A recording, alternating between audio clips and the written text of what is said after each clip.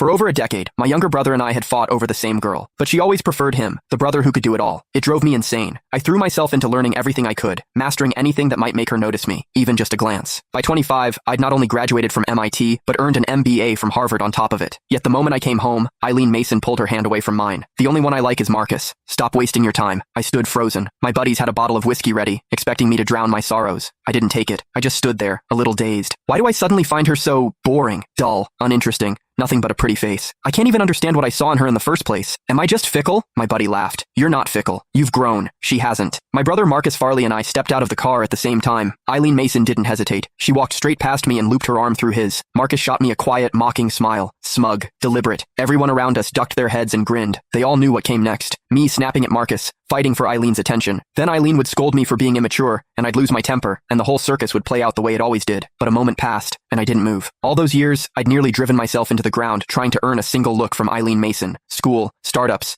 building a media brand from nothing, after navigating boardroom politics, after rubbing shoulders with people who shaped policy at the highest levels. Marcus's little routine? It was laughable. I kept my expression neutral and handed the gift bags to one of the housekeepers. From my parents, for Mr. and Mrs. Mason. Marcus's smile faltered. Eileen frowned and glanced at me. Inside the villa, I noticed the dining room table had only 4 chairs. Mr. Mason, Mrs. Mason, and Eileen already accounted for 3. Marcus let out a soft laugh. Sorry, bro. Forgot to mention you were coming too. Looks like they didn't set a place for you. Why are you apologizing for that? Eileen turned a cold gaze on me. Russ Farley. Marcus didn't do it on purpose. Just go get yourself a chair. There's no need to make him feel bad about it. It was always like this. Eileen always took Marcus's side without question. But the strange thing was, I genuinely felt nothing. I couldn't even remember why I'd fought so bitterly with my brother over her in the first place. Miss Mason, I haven't said a single word yet. Eileen blinked. In the past, I would have already been shouting, accusing Marcus of his passive-aggressive games. Bro, you're upset. Marcus stepped forward. Don't be mad. I'll go grab you a chair. He moved to get one, but Eileen caught his arm and pulled him back. She looked at me, her voice ice cold. This is the Mason house, not a place for you to throw your weight around. If you don't want to get the chair yourself, then don't bother staying for dinner. A few of the housekeepers couldn't hold back their laughter. I caught someone whispering, watch, he'll go fetch it himself like a puppy. Please, when has he ever not swallowed his pride just to sit a little closer to Miss Mason? That won't be necessary. I smiled faintly. I only came to drop off gifts for my parents. I wasn't planning to stay for dinner. Besides, I have somewhere to be. Enjoy your evening. Eileen stared at me. Something unfamiliar flickered across her face. I didn't acknowledge it. I turned and walked out, my stride unhurried. Behind me, Marcus's voice carried a note of wounded confusion. What's so urgent that you have to rush off, bro? Was he actually upset with me? Is that why he didn't stay? Eileen watched as I got into the car and drove away. A slight frown creased her brow. Don't worry about it. Marcus let out a cold laugh. A few years abroad, and his little jealousy games have gotten more sophisticated. I'll give him that. Playing hard to get now. Honestly, I'm starting to wonder if one day you might actually... Eileen pressed a finger to his lips. I told you, you're the only one I want. The truth was, I really did have things to do. I'd started an internet company with a college friend. Business was picking up fast, and I had a dinner meeting with a client that night. My partner sent me a message. Heard you're back in the country.